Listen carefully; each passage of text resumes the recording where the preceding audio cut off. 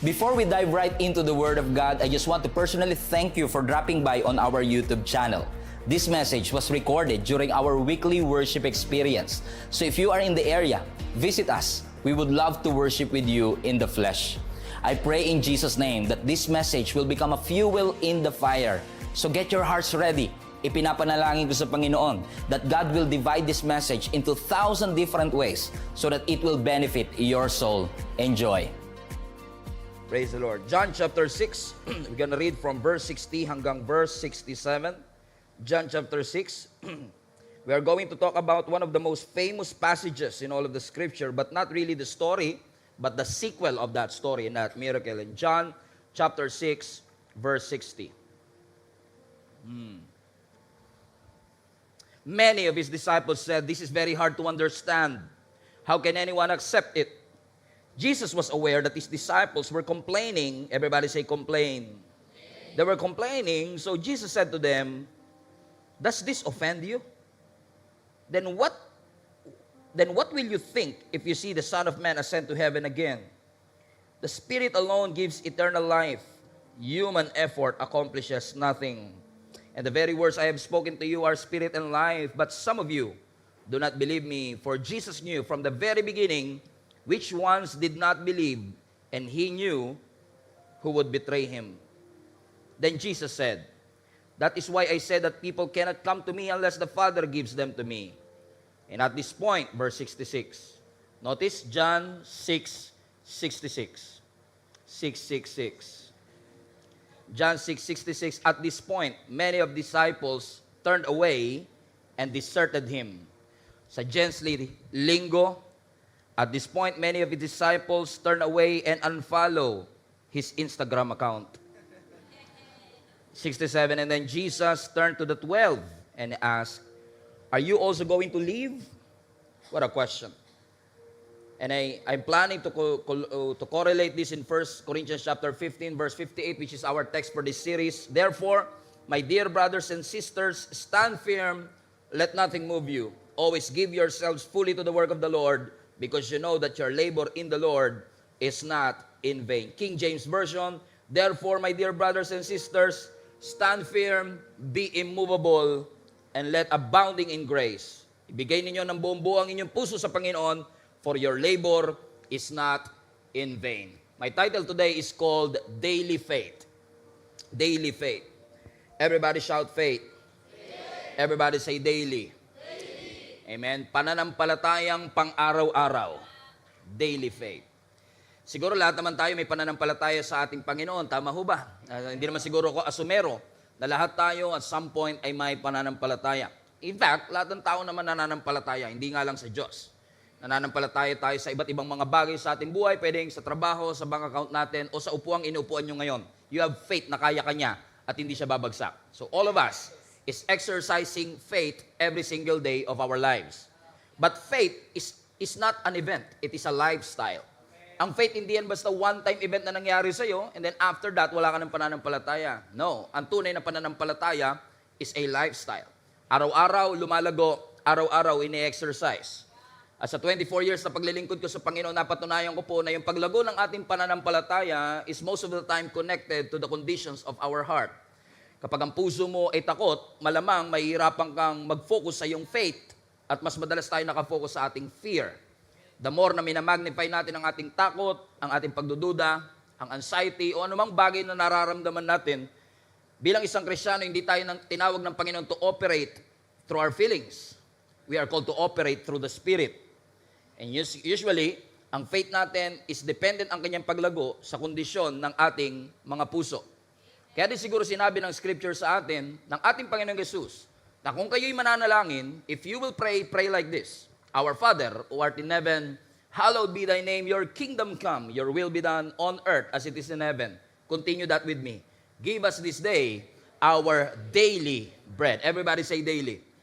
Napansin nyo mga kapatid, sabi ng Lord, kung magpe-pray kayo ng bread, magpe-pray kayo ng provision, ang sabihin niyo, "Give us this day our daily bread." Makasave siguro tayo ng energy kung sinabi ng Panginoon, "Give us this day our weekly bread."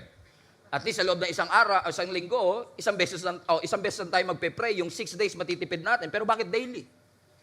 Hindi sinabi ng Panginoon na give us this day our monthly bread. Mas maganda sana, makakatipid tayo ng 29 days at isang araw lang tayo magpe-pray sa isang buwan for provision. Parang less effort. Pero bakit sinabi ng Panginoon na daily? Mas maganda ko siguro sinabi ng Lord na give us this day our yearly bread. Out of 365 days, 364, hindi ka magpe-pray and only one prayer will cover the entire year. Pero bakit sinabi ng Lord na give us this day our daily bread? Because ang gusto ng Panginoon, dependent tayo sa Kanya every single day of our lives. Hindi dahil hindi alam ng Diyos ang ating pangangailangan, kundi gusto ng Lord na i-exercise natin yung pananampalataya natin na hindi porket kumakain tayo today, may guarantee na kakain pa rin tayo bukas. That we have to exercise our faith, the lifestyle of our faith, our daily faith to believe that God will give provision in our daily living. Sinasabi ko po ito sa inyo mga kapatid kasi marami sa inyo, napatunayan nyo na po sa inyong buhay na ang Diyos naging tapat sa inyo sa matitinding pagsubok ng ating buhay. However, hindi ko po inaalis ang realidad na meron pong nandito ngayon na nakikinig sa akin na hindi nyo pa nararanasan ang pinakamatinding pagsubok na pagdadaanan nyo sa inyong buhay.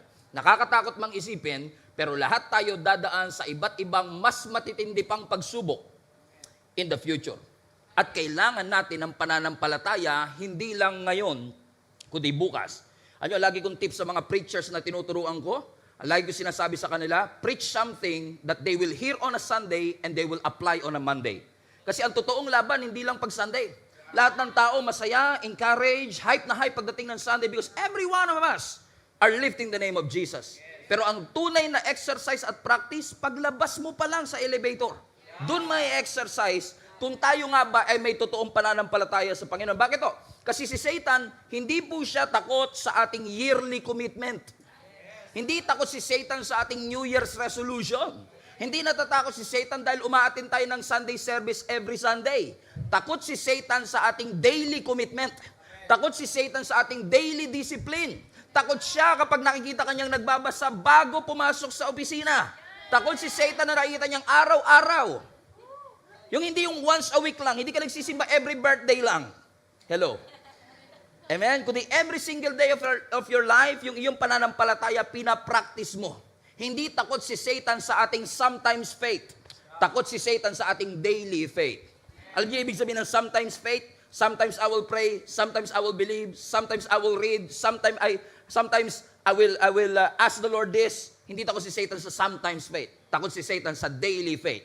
Yung faith na in-exercise natin every single day of our lives. Bakit, mga kapatid? Kasi alam ni Satan, ang Diyos natin, yung Diyos na sinasamba natin ay Diyos na tapat. Everybody say, God is faithful. Come on, say it like you mean it. God is faithful. I don't mean to insult your intelligence, but do you really know what God's faithfulness means? Because madalas tayo, di ba? Kino-confess natin God is faithful, but sometimes, dahil sa cliche na statement, minsan di na natin pinifigure out, ano nga ba talaga ibig sabihin when you say God is faithful? Now, when you say God is faithful, it doesn't mean that God is full of faith. Faithful. It doesn't mean that God is full of faith. When you say God is faithful, ibig sabihin yan, God is trustworthy. Mapagkakatiwalaan. Meron siyang track record in the history. He's done something in the past that made you believe that He can do it again. That if God did it before, you know and you are assured that He can do it again. Ibig sabihin mga kapatid, when we say God is faithful, alam natin na totoo siya sa kanyang pangako. Alam natin na siya yung rock na ating masasandigan, na yung faithfulness ng Diyos is not something na foreign sa Kanya, kundi ang faithfulness is part of His nature. Hindi mo pwedeng paghiwalayin yung faithfulness at yung Diyos. Amen. Na kung ang Diyos ay tapat ngayon, alam natin na merong kakayahan ang Diyos na magtatapat pa rin siya hanggang bukas. Ang sabi nga ng Psalms 119, the faithfulness of God extends through generation. Ibig sabihin, nakakatranscend siya from generation to generation. At lalo na kung magkakapamilya kayong nagsisimba rito, alam nyo yan, na kung tapat ang Lord sa mga lolo mo, nagtapat ang Diyos sa mga magulang mo, nagtapat ang Diyos sa iyo, and what makes you think na ang Diyos ay hindi magiging tapat sa mga anak at magiging apo mo? Because God's faithfulness transcends and extends through generation. Na kahit hindi tayo nagtatapat sa Panginoon, it will not nullify the faithfulness of God. Let me repeat, hindi porkit hindi katapat sa Diyos, mawawala na yung katapatan ng Panginoon. Not at all. Amen. Hindi yung unfaithfulness natin. Just because you are unfaithful doesn't mean that God is unfaithful too. In fact, sabi nga ng ng scripture, when we are faithless, God remains faithful. Kahit tayo walang pananampalataya, kahit tayo hindi tapat, kahit tayo nakakalimot, ang Diyos ay hindi po nakakalimot sa bawat isa sa atin. Ito exactly yung text na binabasa natin sa John chapter 6. Medyo may teaser lang ng konti kasi maaaring nung binabasa natin yung text natin sa verse 60 to 67, many of you are wondering, ano nga ba itong story na to? Parang hindi ko naman maintindihan yung binabasa ni Pastor Steven. So let me give you a context. Let's lay down the groundwork here. Actually, para maintindihan natin yung verse 60 to 67, we have to read all the way from verse 1. So we have to understand the whole chapter para mas maunawaan natin yung konteksto ng binabasa natin. So what happened in verse 1 is this. Pinerform ni Jesus ang isa sa pinaka-sikat na milagrong ginawa niya. Feeding of the 5,000. Are you familiar with the feeding of the 5,000? Sabi ng scripture, sa first few verses ng John chapter 6, ang ating Panginoong Yesus ay nagpipreach ng gospel at ng truth. Mula umaga hanggang hapon. At ang tao hindi umaalis. Sana all. Sana all. Amen? Na mula umaga hanggang hapon, nagpipreach si Jesus, pero ang tao hindi naboboard. Ang tao hindi umaalis. Amen? Sa panahon natin ngayon, hindi na pwede yun. Mag-extend nga lang si Pastor Stephen ng 15 minutes, galit na yung mukha ninyo. May lakad pa ako, Pastor. Gutom na po ako, Pastor. Pero si Jesus, tingnan nyo, there's something about Jesus na magnetic. There's something about Jesus that attracts people. Na nung nag-preach si Jesus Christ mula umaga hanggang hapon, ang sabi ng scripture, walang umaalis. Lahat, tune in. Just imagine, walang microphone si Jesus. And He is preaching to thousands of people and everybody is listening. Sabi ng scripture na maghahapon na, nag-worry na yung logistics team ni Jesus Christ, yung mga disciples. Sabi ng scripture, napapansin nilang gumagami na. So sabi nila kay Jesus, Lord, gumagami na po. Napahaba po yata preaching nyo. Lord, paano po natin papakainin yung mga taong ito? Sabi ni Philip, Lord, suggest ko lang, no? Kasi kahit buong taong sweldo natin, pag sama-samahin yung buong taong sweldo namin, hindi po kakasya para pakainin namin. Kasi 5,000 men ito, men, not including women and children. So approximately 15,000 people, conservative counting, 12,000 people. So assume na lang natin 12,000. 12,000 people, papakainin mo ng dinner. Ang sabi ng logistics team ni Jesus Christ, nako, boss, hindi natin to kaya. Ang sabi ni Philip, kahit isang taong sweldo ko, Lord, hindi to kakaya. So ito, suggest namin, Lord, pauwiin na natin yung mga tao. I-dismiss na natin yung service, mag-benediction ka na po. Pero alam niyo, sabi ng ating Panginoong Jesus, no, wag niyo silang pauwiin on an empty stomach. You feed them, pakainin niyo sila. E di nagpanic ngayon yung logistics team. Paano nila papakainin yung 12,000 people?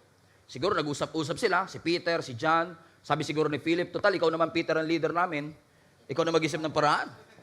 So sabi siguro ni Peter, just my imagination, o sige, kalat-kalat tayo, maghanap kayo ng mga lunchbox dyan, maghanap kayo ng mga baon, kung sino may baon, dali nyo rito lahat, pag samasamahin natin, ipunin natin.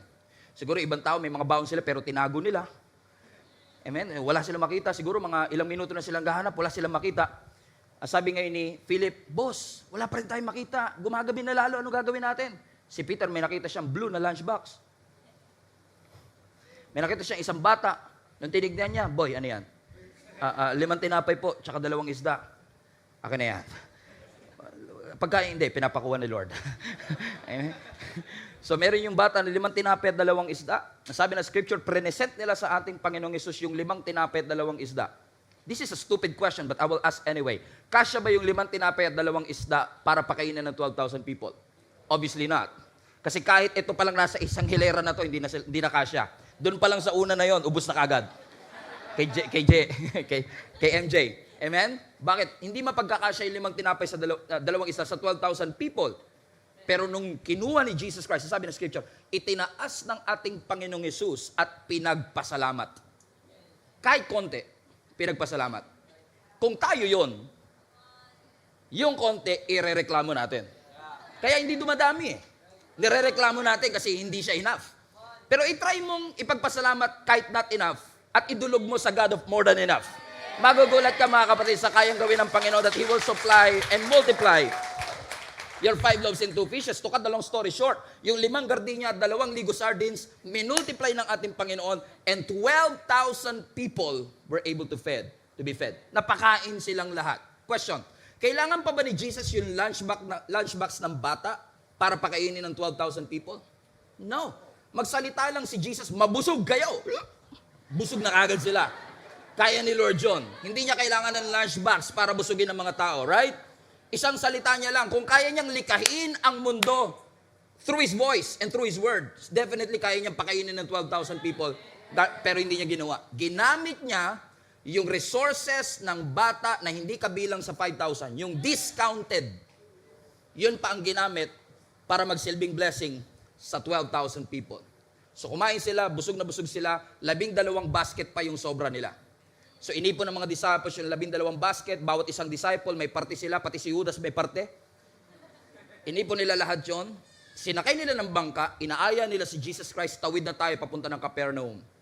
Pero si Jesus is it as if Jesus hid from them, na hindi nila naisama ang ating Panginoong Hesus sa bangka, umalis ang mga disciple. Nung nasa gitna sila ngayon ng Sea of Galilee, naka-encounter sila ng matinding bagyo. All of a sudden, out of nowhere, di ko alam kung paano nangyari na nakita sila ng ating Panginoong Hesus sa gitna ng bagyo, sa gitna ng Sea of Galilee, na biglang nag-appear ang Panginoon sa kanila, na pinagkamalan pa nilang multo, which is theologically incorrect. Kasi kung dalawa si Jesus, pwede multo. Pero kung isa ka lang, mulwan lang siya. So pag isa mulwan, pag dalawa multo, pag tatlo multri.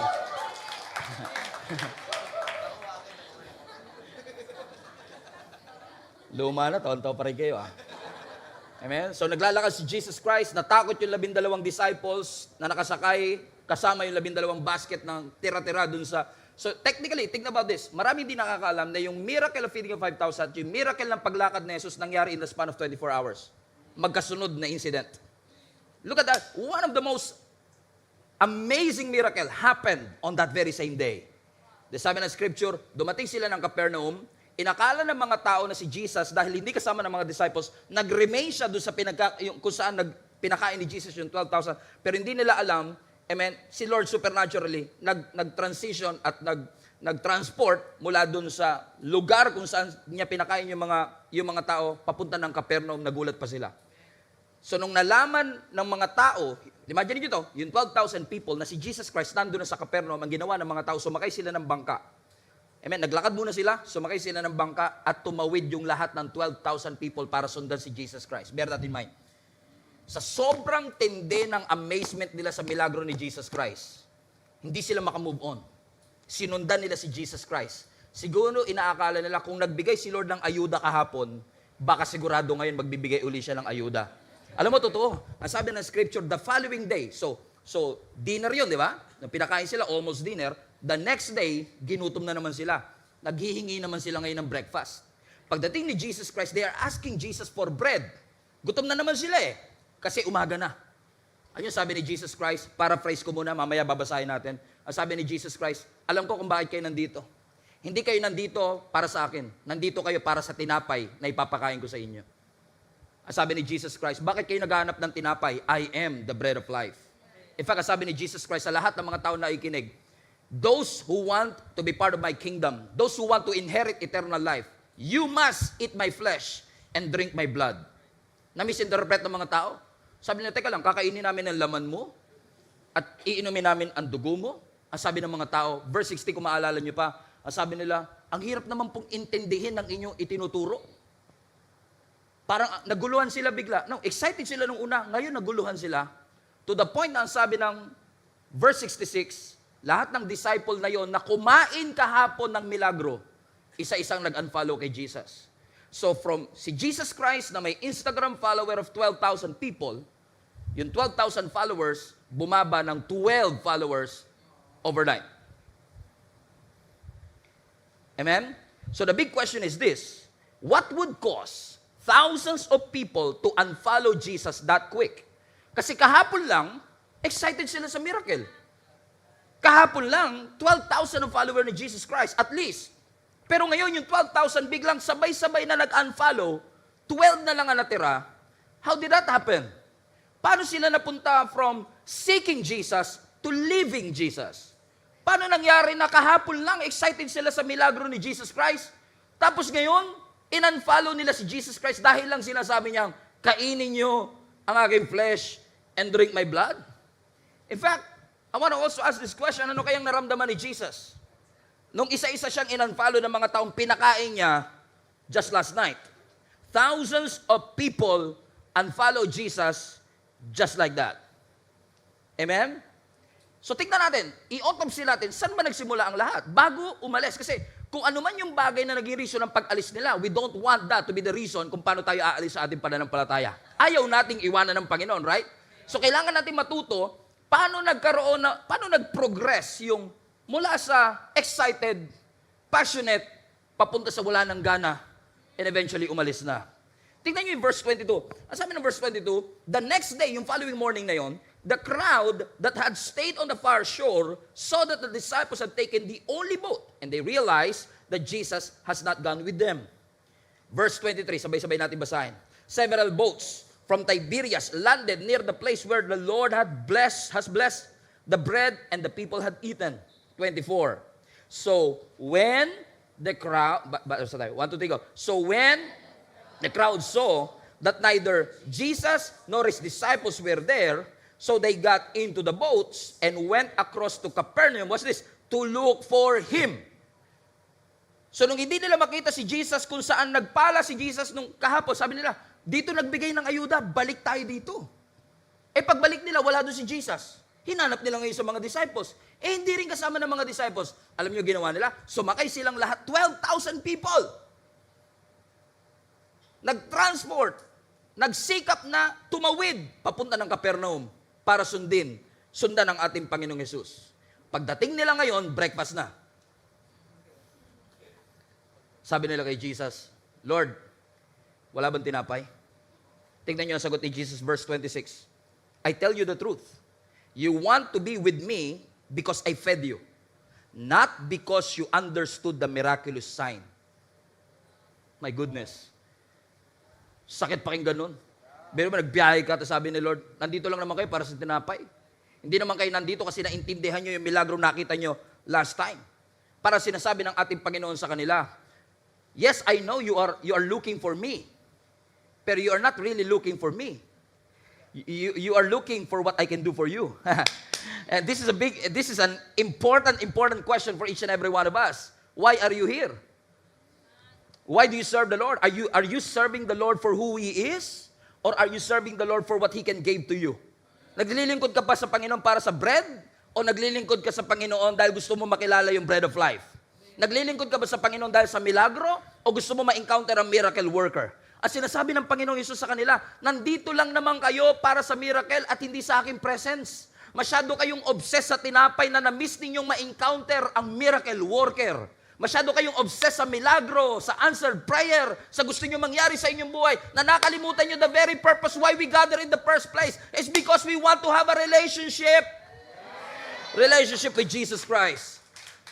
Sinasabi ng Panginoon sa kanila yung miracles na perform ng ating Panginoon. Technically speaking, what Jesus was actually trying to say, kasi tingnan niyo yung sinabi ni Jesus Christ, ano? Balik mo ay verse 26, anak. Tingnan mo yung last part. Not because you understood the miraculous sign. So obviously, hindi nila naintindihan kung bakit pinakain sila ng Lord kahapon. So they missed the point. Yung sinasabi ni Jesus Christ. Nandito na naman kayo para sa tinapay. Nangihingi na naman kayo. It's a sign you missed the point. So kung na-miss nila, dapat hindi natin ma-miss. Kasi kung na-miss na nila, na-miss pa natin, eh di tayo natuto. So kung ano man yung na-miss nila, kailangan matutunan natin. Na ang reason kung bakit ang Diyos nagpakain ng 15,000 people, hindi para mag-show off. Hindi lang para bigyan tayo ng tinapay. No. Ang ating Panginoong Hesus nag-perform ng miracle to show His real identity. Kung sino talaga siya. Kaya sabi niya, I am the bread of life. Hindi ba kayo nagtataka? Nagbigay siya ng bread kahapon, then the following day, He introduced Himself as a bread of life. Bread of life. So mapapansin nyo, yung miracle is attached to His identity. Pastor, make it practical. So ibig sabihin, kapag nakakaranas ka ng milagro, hindi talaga basta gusto lang ng Lord bigyan ka ng milagro. Ang gusto niya, ma-encounter mo kung sino yung miracle worker. Nagkakasimi sinasabi ko mga kapatid, na yung miracle is actually a setup para makilala mo yung Diyos. Yung nga lang minsan, dahil masyado tayong addict at obsessed sa miracle, niyakap na natin yung miracle, nakalimutan na natin yung nagbigay ng miracle. Lahat ng mga bata rito naranasan nyo to, no? Na umalis yung nanay ninyo, sabi mo, mapasalubong. Tapos nung umuwi yung nanay at tatay natin, saan ka nakatingin? Sa nanay mo o sa pasalubong? Come on now. Lahat tayo guilty dyan, ano? Umuwi yung nanay natin, naging thankful tayo sa pasalubong, hindi tayo naging thankful, ligtas sila nakauwi. Na many of us are thankful for God's blessing, na nakalimutan natin yung miracle worker. Ang sabi ni Jesus, you missed the point. Yung lahat ng milagro, set up ko yun para makilala niyo ako. So yung miracle is attached to my identity. So every miracle is pointing to who Jesus is. Hindi pa rin kayo convinced? Si blind Bartimaeus. Bulag si blind Bartimaeus mula pagkabata. Wala siyang nakitang liwanag ever. And then Jesus came. Sabi ng scripture, pinagaling ng Lord si blind Bartimaeus. Yung bulag na puro dilim ang nakikita, all of a sudden nakakita ng liwanag. Binuksan ng Diyos ang kanyang mata. And then Jesus said, I am the light of the world. Oh, may attachment, no? Yung kadiliman ng kanyang pananaw, milagro yun, pero ginawa ng Lord yung miracle to introduce who He is. Sabi niya, I am the light of the world. Hindi pa rin kayo convinced? Naalala niyo sa John chapter 4, yung babaeng Samaritana, na nag-iigib kapag tanghali lang. Dahil takot siya sa mga marites sa kanyang community. Amen? Kasi nga naman, 5 yung kanyang kinasama na hindi niya tunay na asawa, tapos yung kinakasama niyang pang-anim, hindi pa rin niya asawa, until na-meet niya yung pampitong lalaki, si Jesus Christ. 7, the number of completion. Finally, he met Jesus Christ. Nung nagkita si Jesus, this is an encounter at the well. Nung nagkita si Jesus at yung babaeng ito, sabi ng scripture, si Jesus Christ nang hingi ng tubig sa babaeng ito. Binigyan naman niya. Sabi ni Jesus Christ, alam mo, itong tubig na to pag iniinom mo, mauuhaw ka uli. Pero pag ininom mo yung tubig na ibibigay ko sa iyo, never ka na mauuhaw uli. Pero dahil yung babae masyadong natural, sabi niya, balde nga, wala kayo. Magbibigay ka pa ng tubig. She missed it. At sinasabi ni Jesus Christ, this water, this encounter, is actually pointing to me. Sabi ni Jesus Christ, I am the living water. There you go again. So He's attaching the miracle to His identity. Still not convinced? Lazarus. Kilala natin si Lazarus. 4 days ng patay kasi si Jesus dinelay niya yung pagpunta. Sabi ng scripture, pagdating doon sa tomb, ang sabi ni Jesus Christ, buksan niyo yung bato. Nandun si Lazarus sa loob. Sumigaw ang ating Panginoong Yesus sa Aramaic, Lazarus! Kumi! Ibig sabihin, Lazarus, bangon! Buti na lang pinangalanan niya, nilagyan niya ng Lazarus. Kung sila bilang ni Jesus, bangon, lahat ng patay na katabi, no, babangon lahat yun. Kasi si Jesus yan eh. Nakakita tayo ng first thriller. Pero pinangalanan niya, sabi niya, Lazarus! Kumi! Bumangon si Lazarus. Lazarus resurrected from the dead. And then Jesus said, I am the resurrection and the life. So nakita niyo yung connection, mga kapatid? Pag bago pinakilala ni Jesus yung kanyang identity, pinakita muna niya ang kanyang milagro. So ginamit ng Lord ang milagro to introduce Himself. Na yung milagro is a setup for you to meet Jesus. So kapag pinagaling ka, hindi ka lang pinapagaling ng Lord for the sake na guminhawa ang pakiramdam mo. Pinapagaling ka niya kasi gusto niyang ma-encounter mo siya bilang nagpapagaling. Para kapag tinanong ka uli, sino si Jesus sa'yo? You will say, He is my healer. Bakit mo nasabi? Naranasan ko eh. Yung miracle na naranasan ko is a setup for me to encounter who He is. Yun nga lang, maraming tao masyadong obsessed at in love sa miracle, they miss Jesus. So, nung kinaumaga na humihingi na naman yung mga tao, asa na po yung tinapay? Gutom na po kami. Sabi siguro ni Jesus, hindi niyo pa rin gets. Bread is not enough. What you need is the bread of life. Hindi niyo ba nabasa yung Matthew chapter 4? Nung tinempt si Jesus Christ. Sabi niya, the man shall not live by bread alone, but by every word that comes from the mouth of God. Masyado kayo nagsisettle sa miracle, sa natural, sa temporal. Sabi ng Panginoon, magkukulang pa rin kayo kahit yan ang ipurso ninyo. Ang ino-offer ko sa inyo, supernatural. I'm offering myself to you. Kasi kapag ako, alam niyo, lalo tayo, no? Pag may mga pangangailangan tayo, di ba, gumagawa tayo ng ways to supply all our needs. Pag nag-amen kayo, parang hindi naman kayo nangailangan. Sige, ako na lang. Pero napansin nyo ba, minsan mauubusan ng natural na pamamaraan para makapag-supply. Pero maubusan man ng natural na pamamaraan, hindi mauubusan ng supernatural ways ng Diyos to get to you. Kasi kung gusto ka talagang pagpalain ng Panginoon, walang kahit sinong tao o anong sitwasyon na makakahadlang para yung blessing makarating sa iyo. At darating yung blessing na yun sa iyo on time. Hindi yan parang Lazada at Shopee na madidelay at maliligaw. Amen? So kung may dumating na blessing sa kapitbahay mo, sabi mo, akin dapat yun, naligaw yata yung deliverer. Hindi po siya naligaw, yung para sa'yo, darating talaga yung para sa'yo na yan. Gagawa ang Diyos. Kung kaya niyang pagsalitain yung camel, gagawin niya. Kung kaya niyang kausapin yung raven na scavenger bird, sarili nga hindi mapakain, tas inutusan ng Lord yung pagkain na yun, ihatid mo kay Elijah twice a day for 3.5 years. Kung kayang gawin ng Lord na pagsalitain ng camel at kausapin ng raven, kayang gawin ng Panginoon yun sa atin. Si Lord lang talaga ang kailangan natin eh. Yun talaga ang totoo. Kaya mo makasurvive ng 3 araw na walang tubig. Kaya mo makasurvive ng 8 minutes na walang oxygen.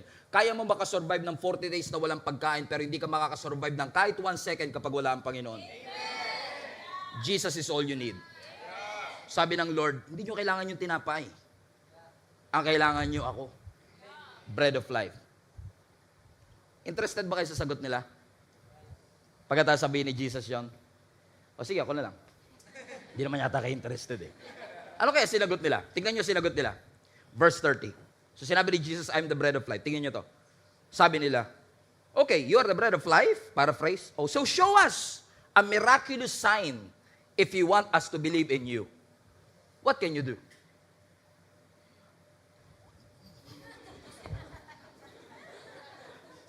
Nakagigil. Nag-guess nyo ba? Hindi nyo nag-guess. Let me break it down to you. Last day, nagpakain si Lord ng 15,000 people gamit ang 5 tinapay at 2 isda. Amen? Pagkatapos ng miracle, nung magagabi na tumawid sila ng Sea of Galilee, lumakad si Jesus sa ibabaw ng tubig, nakarating sila ng Capernaum, nagutom uli sila, humingi sila ng tinapay sa ating Panginoon. Ang sabi ng Lord, hindi nyo kailangan ng tinapay, ako ang kailangan nyo the bread of life. At sabi nila sa Panginoon, okay, kung talaga ikaw ang bread of life, show us a sign.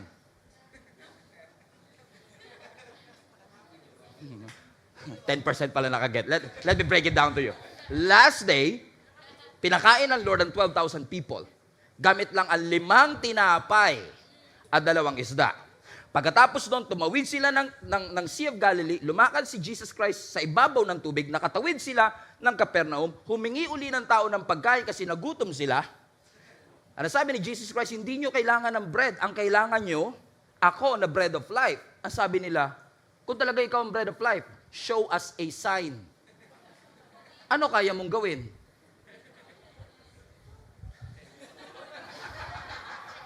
Third time is a charm. Last night, pinakain ng Lord ang 12,000 people gamit ang 5 tinapay.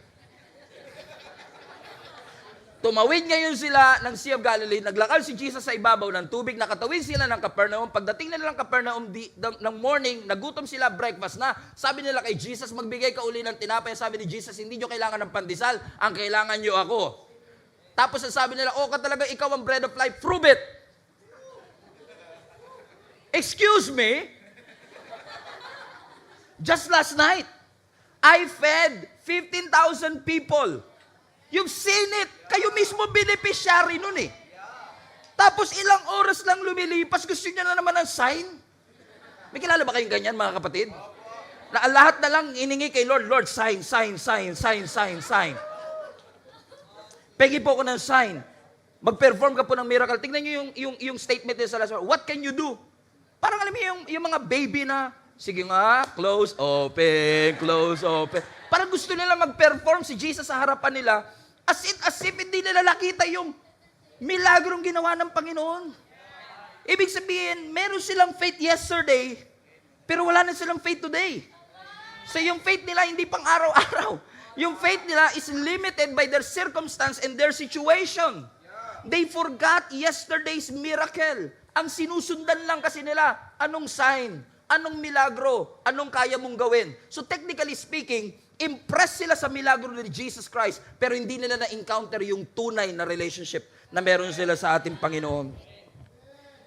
Sabi nila, prove it. Excuse me. After everything that Jesus did last night, after everything that Jesus performed, gusto nyo na naman ng bagong sign? Tingnan mo katabi mo, tingnan mo katabi mo. Hingi tayo ng hingi ng sign sa Diyos. Listen. Kapatid, hindi mo kailangan ng bagong sign. Ang kailangan mo, reminder. Kailangan mo mapaalalahanan. Minsan kasi yung blessing talaga nag-create ng spiritual amnesia. Nakakalimutan kagad natin yung mga pagpapalang. Alam ko, hindi ko minamalitang nararamdaman mo. Alam ko, nahihirapan ka today. Pero this is not the first time na nahirapan ka, right? This is not the first time na nagkasakit ka. This is not the first time na nangailangan ka. Did you remember 6 months ago na na-hospital ka? At hindi ka lang pinagalingan Diyos, nag-provide pa ang Lord supernatural ang pambayat. Tapos ngayon, pagdududahan natin ng Panginoon, Lord, mag-perform ka. I need a sign na buhay ka talaga. I need a sign na nakikinig ka sa panalangin namin. You don't need a sign. You need a reminder. Hindi mo kailangan ng more bread. Ang kailangan mo, flashback. Hindi mo kailangan ng maraming miracle. Ang kailangan mo, memorandum. So, bigyan ko kayo ng tip. Kung sa Friday, mamomroblema ka uli, huwag mo nang questionin ng Diyos. Bumalik ka na lang nung Monday. Kung kailan ang Diyos nag-provide. Nung Tuesday, hindi kayo iniwan ng Lord. Nung Wednesday, hindi kayo pinabayaan ng Panginoon. Nung Thursday, ang Diyos hindi nakalimot sa iyo. Para pagdating ng Friday, the same God that brought me here today is the same God that will bring me through. Kailangan remembrance. Sino sa inyo nakakaalala pa kay FPJ? Fernando Poe Jr. Kaya ganito suot ko ngayon eh. Si FPJ lang yung kahit mainit naka-jacket. Nabutan ko pa yung mga pelikula ni FPJ. Pasinin nyo si FPJ ha. Starring siya, Fernando Poe Jr. Starring siya, ang pinaka-main character. Pero pagkalaban niya si Paquito Diaz, okay, si Max Alvarado, 20 minutes si Fernando Poe Jr. na pagsusuntukin ni Paquito Diaz. Si Fernando Poe Jr. na kilalang action star o king of action na kilala sa papang! Gugulpihin lang ni Paquito Diaz at biglang babagsak si FPJ. As it, patay na siya at defeated na siya. Nangyayari yan, di ba? Actually, nung unang panahon, pag namamatay si FPJ sa pelikula, may namamatay na literal. Di nila matanggap na yung bida nila mamamatay. Hindi nila matanggap na yung bida nila nakahandusay. Pero tingnan nyo mangyayari. Pag si FPJ nakahiga na, parang walang malay. Tatawa ngayon si Paquito Diaz. Biglang all of a sudden, yung direktor, ang gagawin niya, magpa-flashback. Biglang magkakaroon ng flashback. Kumakain si Fernando Poe Jr. kasama yung asawa niya. Pinagsasalinan niya ng tubig. Nagtatawanan sila habang nasa park. Nagtatawanan sila habang namamasyal sila. Yung mga anak niya, nakikita niya naglalakad, tumatakbo, healthy. Nakita niya nakasakay sila sa kotse, kasama ang kanyang buong pamilya. Ang saya-saya nila. Then all of a sudden, yung Fernando Poe Jr. na wala nang malay, biglang lumalakas. Dahil sa flashback, bigla siyang lumalakas. At pag nakatayo na siya, pag nakatayo na si Fernando Poe Jr., was this 20 minutes siyang ginulpi ni Paquito Diaz, ni minsan hindi siya nakapoint. Pero pagbangon niya, nung naalala niya lahat ng magagandang memories, isang papan niya lang kay Paquito Diaz. Talo si Paquito Diaz. Alam niyo, kailangan natin ng mga FPJ moments ng ating buhay. Nasa mga panahong hinang-hina ka na, gusto mo na sumuko, kailangan mo ng remembrance. Remember everything that Jesus has done in your life. Remember all the ways that He has made, all the doors that He has opened, all the food that He has fed you with, all the mountains that He has moved. Everybody say, remember. Kung babalikan mo lang lahat ng ginawa ng Diyos sa iyo mula noon, lahat tayo aamin, benepisyaryo tayo lahat ng milagro ng Diyos. Hindi mo kailangang lumakad sa ibabaw ng tubig para masabing beneficiary ka ng miracle ni Jesus Christ. Hindi mo kailangang gumaling sa cancer para masabi mong milagro. Kahit wala kang pera ngayon, beneficiary ka pa rin ng milagro ng Diyos. Lakas ng amen, parang wala talagang pera. Pastor, walang-wala ako ngayon. May milagro? Opo. Gusto niyo katunayan? Do you want me to prove to you na kahit walang-wala ka ngayon, blessed ka pa rin at may miracle pa rin sa buhay mo? Let me prove that to you. Gumising ka kaninang umaga. And the fact that you woke up this morning, after everything that you have done, hindi na natin deserve na mabuhay pa at di na natin deserve na magising ka, and yet ginising ka ng Panginoon. It is enough reason para mapatunayan natin na may milagro pa and that miracle is operating in our lives. I've been serving the Lord for 23 years. I've seen God move. I've seen God work. I've seen God heal sickness. I've seen God answer prayers. And all of these are reasons why I trust the Lord, because He is trustworthy in my life. Sabi ng Lord, gusto niyo lang naman ako dahil sa milagro. Ayaw niyo naman talagang intindihin yung sinasabi ko. So sabi ni Jesus sa kanila, by the way, I am the bread of life. And if you don't eat my flesh and drink my blood, sabi ni Jesus Christ, you will not inherit the eternal life. That's in verse 53. I tell you the truth, sabi ni Jesus Christ, unless you eat the flesh of the Son of Man and drink His blood, you cannot have eternal life within you. Now, hindi ina-advocate ni Jesus na maging cannibal tayo. These are strong language. These are strong teachings. Hindi na bago kay Jesus yan. Kasi pag nag-teach talaga si Lord, minsan gumagamit siya ng mga strong language. Yung teaching ni Jesus, kakaiba talaga. Ang teaching ni Jesus, hindi sugar-coated. Mapapaso ka kapag mainit talaga. Iba si Jesus mag-preach. And yet there's something magnetic about Him that people are still drawn to Him. Tingnan yung sabi ni Jesus Christ, kailangan yung kainin ng aking laman at inumin ng aking dugo. These are strong words. Remember Jesus when He taught sometimes, sabi niya, kung ang iyong kamay ay nagiging sanina ng iyong pagkakasala, putulin mo. Eh buti na lang, hindi natin ina-apply yan literal. Ito yung dami natin parang penguin dito. Diba? Sabi ni Jesus, kung ang mata mo nagiging sanina ng pagkakasala, dukutin mo, itapon mo. Eh buti na lang, hindi natin ginagawa. And these are strong words. These are dangerous sa mata ng ibang tao. And then all of a sudden, sa John 6, sabi niya, you cannot inherit eternal life pag hindi mo kinain ng aking laman at hindi mo ininom ang aking dugo. Ang response ng mga disciples, verse 60, many of His disciples said, this is very hard to understand. How can anyone accept it? Nak, may 61 ka? Verse 61. And Jesus was aware that His disciples were complaining. And He said, sabi ni Jesus, nagko-complain kayo, does this offend you? Na-offend ba kayo? No, tignan niyo, no? Just a few minutes ago, they were there. Ba't sila nandun? Ba't nila sinundan si Jesus Christ? They are seeking Jesus. Excited sila for another miracle, isn't it? Then all of a sudden, from seeking now to complaining. What happened there? Imbis na yung pananampalataya, patindi, pa-downgrade. Amen. At alam natin ang storya, kakasabi ko lang kanina, eventually, umalis din yung mga disciple na ito. What happened from seeking to living? Ano na nangyari sa gitna? Complaining.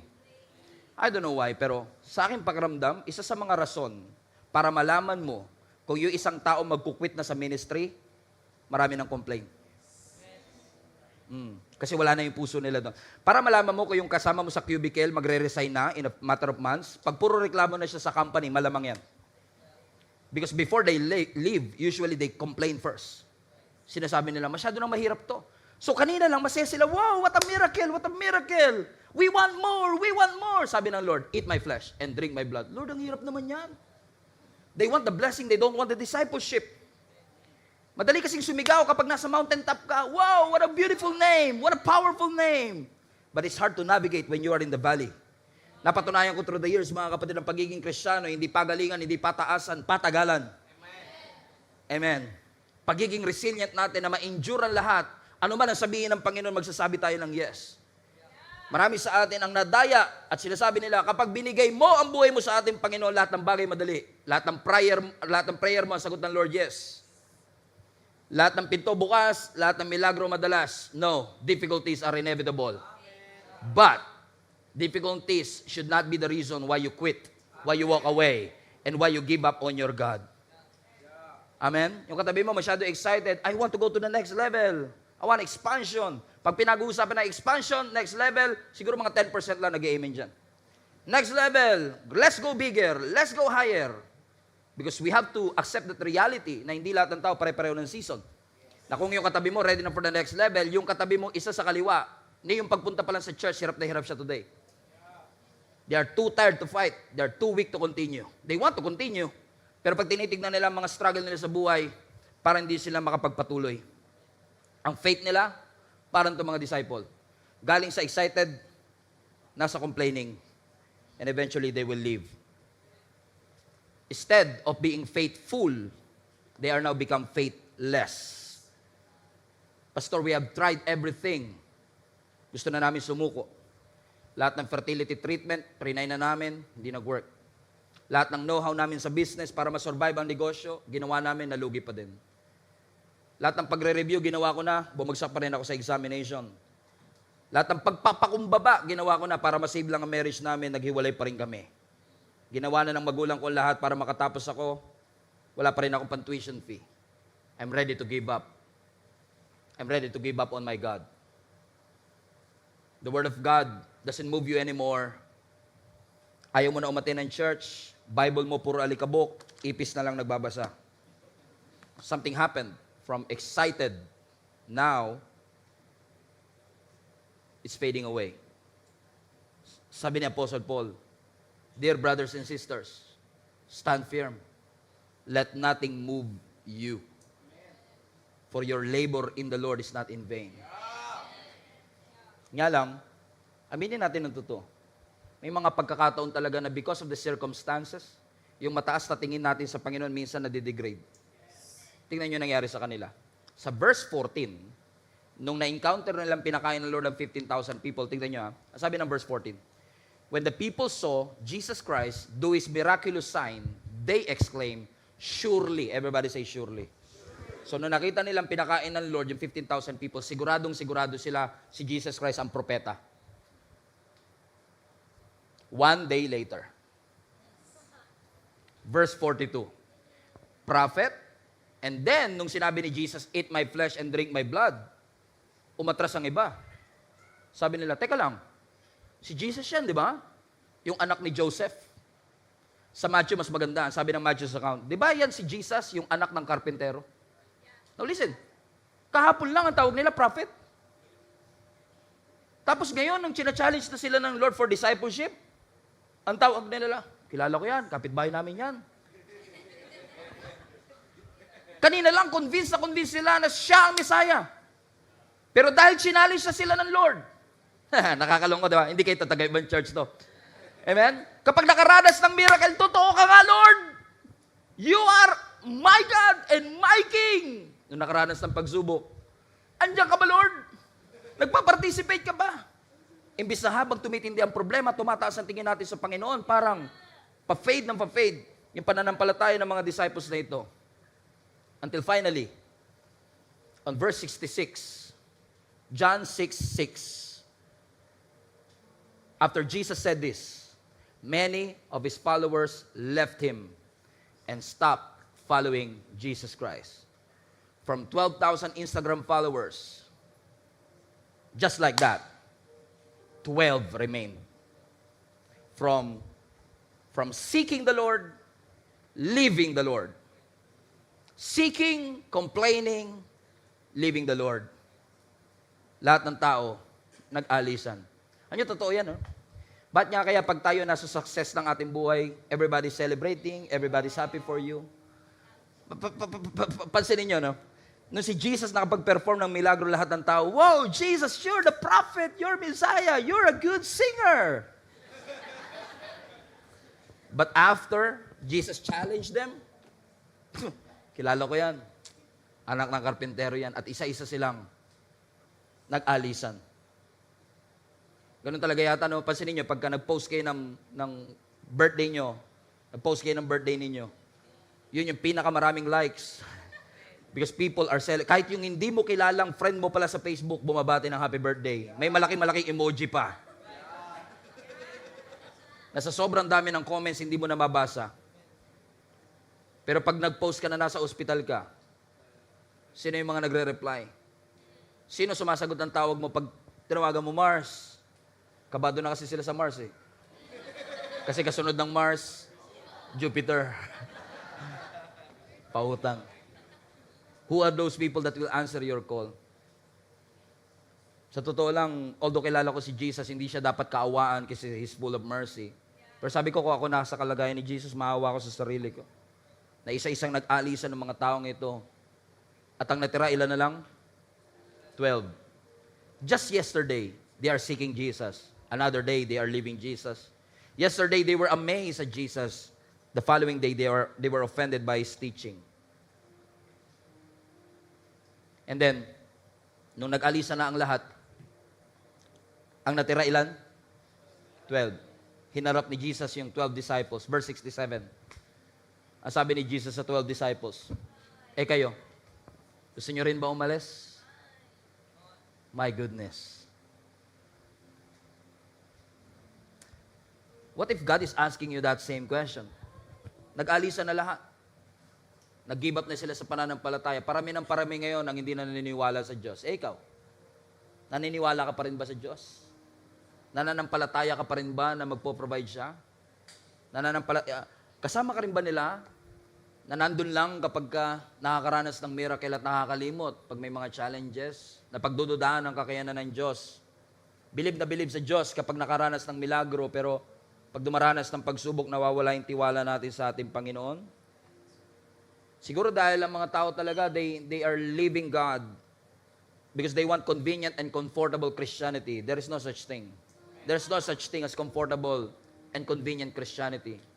Sabi ni Jesus, do you want to follow me? Carry the cross and follow me. That's not convenient. Sabi ni Jesus, do you want to be recognized as a follower of Jesus Christ? Love your enemy. That's not easy. And then sabi ni Jesus Christ, you want to inherit the kingdom? You want to inherit eternal life? Eat my flesh. Drink my blood. Sabi nila, we cannot accept that truth. And isa-isa nilang iniwan ang ating Panginoong Yesus. Huwag natin gagawin yun, kapatid. Iwan ka na ng lahat, iwanan mo na ang lahat, huwag mo na iwanan ng Panginoon. Kasi pag iniwanan mo ang Panginoon, sino pang matitira sa iyo? Ano pang matitira sa atin? Lagi natin tatandaan na may kayang ibigay ang Diyos na hindi kayang ibigay ng mundong ito. May mga kayang ibigay ang Diyos na hindi kayang bili ng pera. May mga kayang ibigay ang Diyos na hindi mariresolve ng degree natin o natapos natin. May mga bagay dito sa mundong ito na hindi mapoprovide ng mga kaibigan natin, at may mga bagay dito sa mundong ito na hindi mapapagaling ng doktor. Doctors can cure, but only God can heal. We need faith that is consistent, na hindi lang tayo mananalangin, lalapit, dudulog sa Panginoon when we feel like it. I want to challenge you to pray every single day. Pray without ceasing. Read your Bible every day. Attend church as often as you can. Why? Kasi kailangan natin yung pananampalataya na yun. Pananampalatayang pang-araw-araw. Pananampalatayang hindi susuko. Pananampalatayang hindi mag-give up sa mga pagsubok ng ating buhay. That instead of focusing on the pressures of life, you focus on the power of God in your life. Sabi ng Lord, kapag ginawa mo yan, James 1:12, blessed are those who perseveres under trial. Pinagpala ang lahat ng taong nagtitiis. Lahat ng tao dumadaan sa trials, pero hindi lahat nakakapagtiis. Sabi ng Panginoon, pinagpala ang lahat ng nagpe-persevere under trial, because when He stood the test, kapag napagtagumpayan mo yung examination, pag pumasa ka dun sa examination, when you go through hell at hindi mo give up ang faith mo, when you walk through the fire and you're not burned, walk through the water and not drowned, ang sabi ng Scripture, you will receive the crown of life that God has promised to those who loved Him. May kaakibat na reward mula sa ating Panginoon. In fact, sabi ng 1 Corinthians 15:58, King James Version, stand firm, be immovable. And I didn't use that version last week because sabi ko sa sarili ko, parang synonymous ang stand firm sa immovable. Kaya ang ginamit nating version, NLT, stand firm, let nothing move you. Kasi parang synonymous yung stand firm at immovable. And then, I find out that in the original Greek, there is a difference between standing firm and being immovable. Na kapag nag-stand firm ka, you're faithful. That's given. Pero kapag ikaw ay immovable, you are faithful for a long time. Ibig sabihin, tiniis mo lahat, pero nanatili ka sa iyong pananampalataya. Hindi mo ginibap ang iyong pananampalataya. Hindi mo hinayaan na iyong pananampalataya ang maging casualty ng mga pagsubok na iyong pinagdadaanan. What a wonderful truth that I want each and every one of you to be reminded of, mga kapatid. Mawawala ang lahat, pero wag mo hayaan na mawala ang presensya ng Panginoon sa iyong buhay. Para masabi natin ang sinasabi ni Apostle Paul sa 2 Timothy chapter 4, I have fought the good fight. I have finished the race. And I've remained faithful. I've kept the faith. I pray in Jesus' name, whatever you're going through, malagpasan mo ito, kapatid, manatili kang nakatayo at manatili kang tapat hanggang wakas. Maglingkod hanggang sa dulo. Hindi mag-give up, hindi magkukwit. Daranas ng pagsubok, iiyak minsan, mapoprostrate minsan, magtatanong minsan, pero hindi ako mag-give up. Kasi alam ko, pagkatapos ng lahat ng ito, mas matindi yung reward na nag-aantay sa akin kaysa sa mga challenges na aking pinagdadaanan sa mga oras na ito. Come on, let's give Him some praise. Palapakan natin ang ating Panginoon. Hello Global Family, thank you for watching. If this message have impacted your life, please consider subscribing. Let us know in the comments what God spoke to you today. Where are you streaming from? Or how can we pray for you? We pray in Jesus' name that we will continue to advance God's kingdom through the spreading of His Word through this online platform that we have. If you want to support the ministry of Jesus is Alive community, I want to encourage you to support financially and give. Go to our website, gsmnb.com/give, for you to know all the ways that you can support this ministry. I hope to see you soon. God bless you.